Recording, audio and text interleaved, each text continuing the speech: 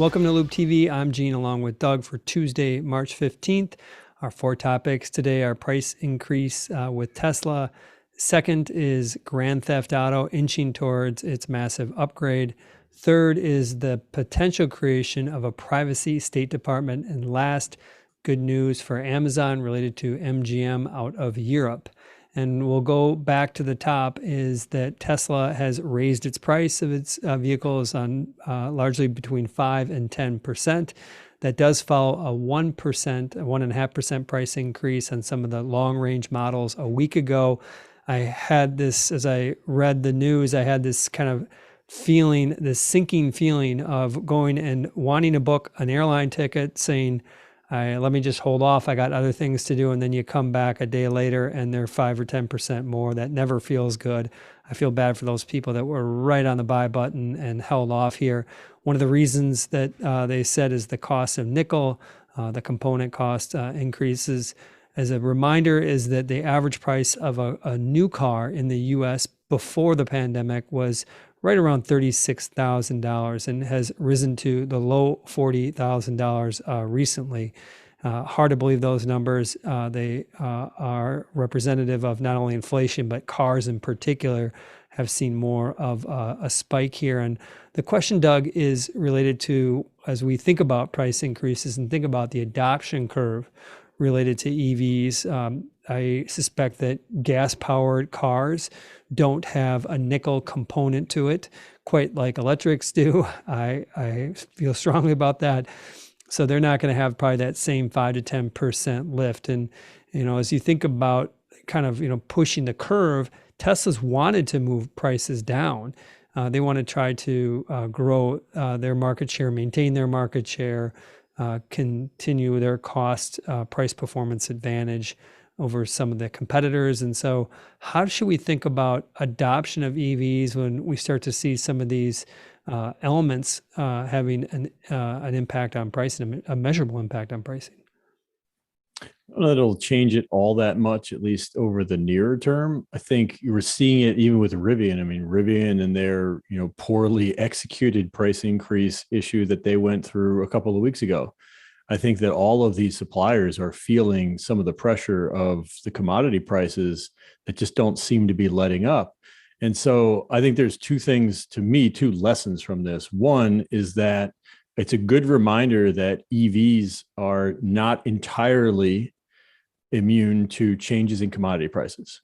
Like we always think about ICEs and the price of gas and how higher gas prices probably makes EVs more attractive. But I think we might take a lesson here just as a reminder that batteries do depend on commodities that come out of the ground until we get to recycling. And I think that recycling, it probably, that's the second lesson I was going to mention here. I think it probably highlights the importance of figuring out how do we recycle batteries at scale over the longer term to maybe alleviate some of this price pressure. Mm-hmm. Agree with that. I think that, yes, you have my sense is that the negative impact of higher prices from nickel impacting the price of the electric vehicles. You have the positive impact of your effective miles per gallon is improving as gas prices continue to go up and probably are going to stay elevated for a long time. So I think probably the net of that, in my view, is a wash if you're curious. And ultimately, I think that there's this factor, total cost of ownership piece to the equation. Do you think people, Tesla's been a long time kind of advocating the total cost of ownership? When you go and configure your Tesla, it computes what the current average gas price in the U.S. and what your annual cost savings in gas, and I think it even shows you like an adjusted price factoring in your gas savings.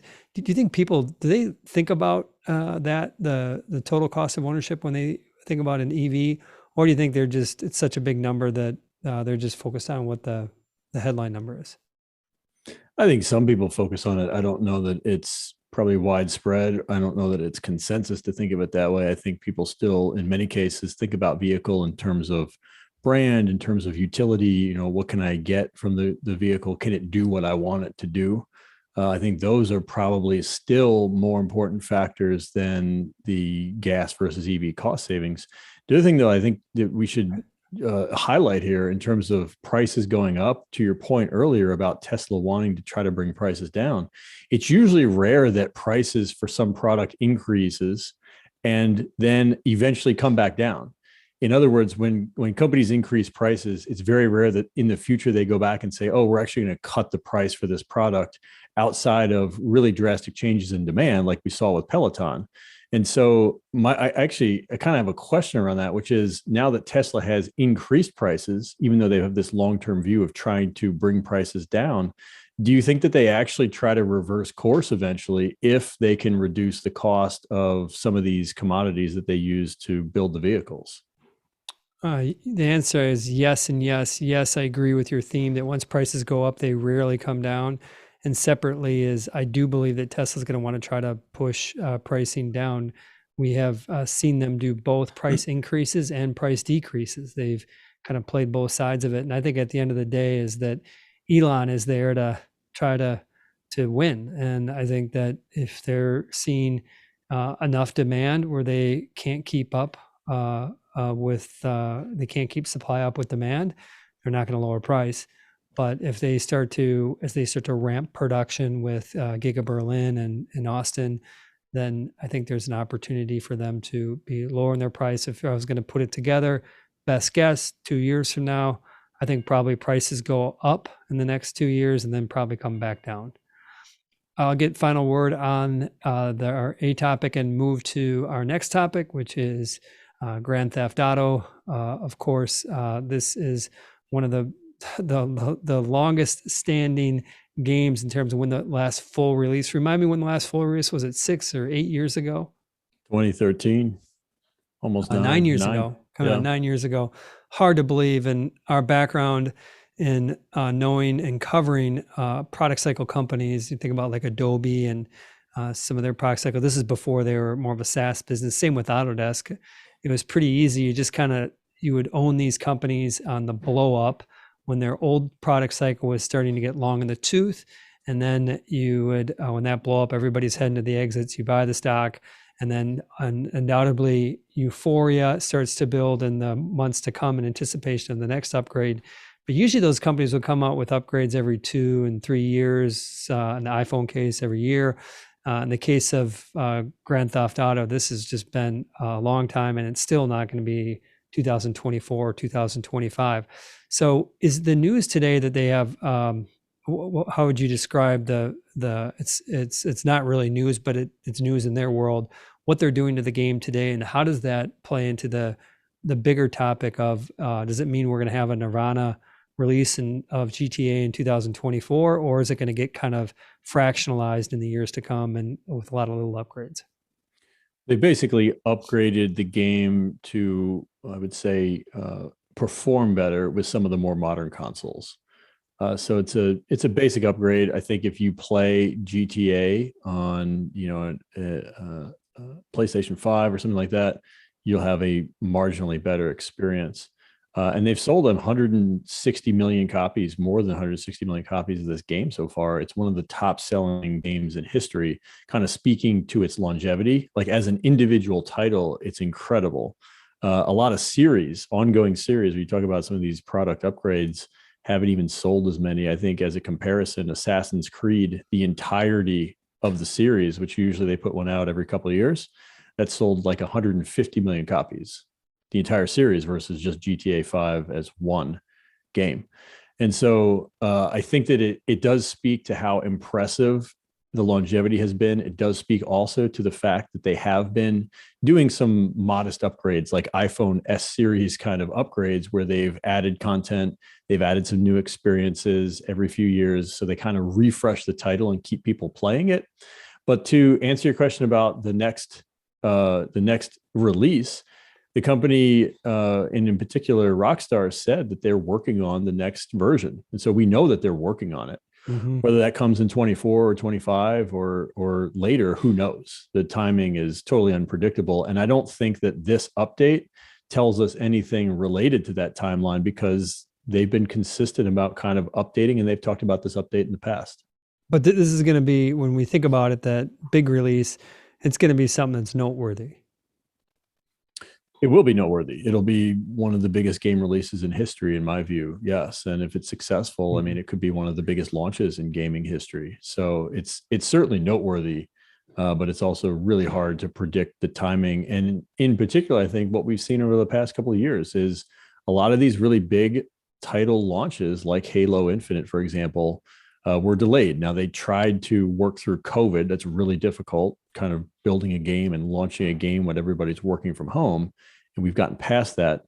But my point is, whatever the target is for the launch date, I think they're going to be very careful about putting a public bogey out there because it probably is very much a moving target, as are most of these game launches. You really want the game to be great. You'd rather delay a game and have the launch be great than to hit some launch target and have the game disappoint your fans.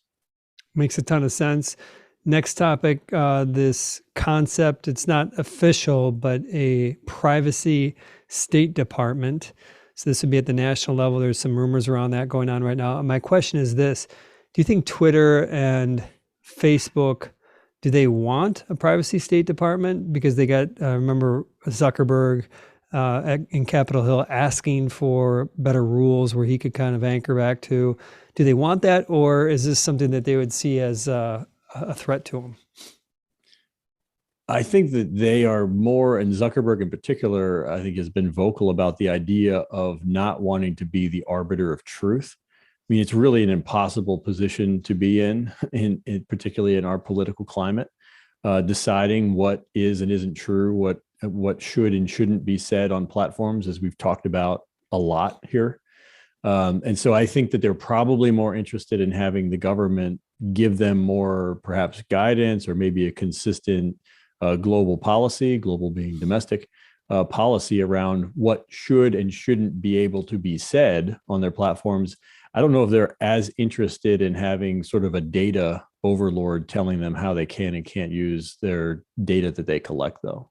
My sense is that this is not what I agree with you. This is not what Zuckerberg was hoping for. And I suspect this probably kind of plays back to the theme that, Apple, and they'll probably embrace this and probably be a strong hand to Apple related to their privacy first approach here. We'll finish with, in Europe, Amazon gets the green light on the MGM acquisition in Europe. It's kind of funny, like we have to get approval in two places, or the green light in two places. They still have not gotten the green light in the US. I think that they've asked for some clarity around that, and I think by the end of this week they should have that. And if my question is the fact that things have gone well on that front, does it increase the probability that things go well in the US, number one? And number two is, if it does, do you think that other tech companies will see more M&A in the next 1 to 2 years? No, I don't think it increases the probabilities at all. I don't think the U.S. Really cares probably what the EU thinks about this acquisition. They're going to look at it on its own merits and through their own lens. And do I think it improves the chances for M&A? I'd say no to that too. I mean, I think same thing. These companies are always opportunistic. I think that that's the headline MO of most of big tech. I mean, a lot of these companies have been, other than Apple, very acquisitive historically. I think the only thing that has really deterred them is that now they're under a greater scrutiny from the government. And so, do I think that this has opened up the gates for them? I doubt it. I don't think that they probably think that either. I think they're going to continue to proceed along. If they see something that they feel could be a meaningful addition to their business, I think that they'll go after it. Do you think that if Amazon gets approval to buy MGM in the US, that all goes through? I just want to make sure I'm tracking you here. That goes through. You think that that is going to have a neutral impact on the cadence of M&A in the next 2 years? Is that accurate? I would say largely neutral. I mean, maybe it's a very slight tailwind. I would say I don't think this European decision, I thought that was what the question was about. I would not Oh, I say the see. Yep. European decision European has decision. changed it Okay. at all. Maybe if the US, it's a modest improvement. But again, think about what these companies are thinking. I think Amazon assumes that this is going to go through. I think that they're operating and assuming that this is going to go through. So if the base case is already, we think this is going to go through, having it go through shouldn't really change your strategy all that much. If their base case was, we don't think this thing's going to happen, we think it's going to get blocked, well, then it goes through. That should change it, to a greater Right. degree your view. And so my thought is, I don't think anybody in tech thinks this is going to get blocked. So I think having it go through, if it does, probably doesn't really change anybody's outlook in a meaningful way. I did not word the question properly. That was you answered the question that I was trying to ask you. My sense is that I agree. They do think that it's going to go through, but it's not a layup. And I think that it used to be a layup. I don't think we're at a layup.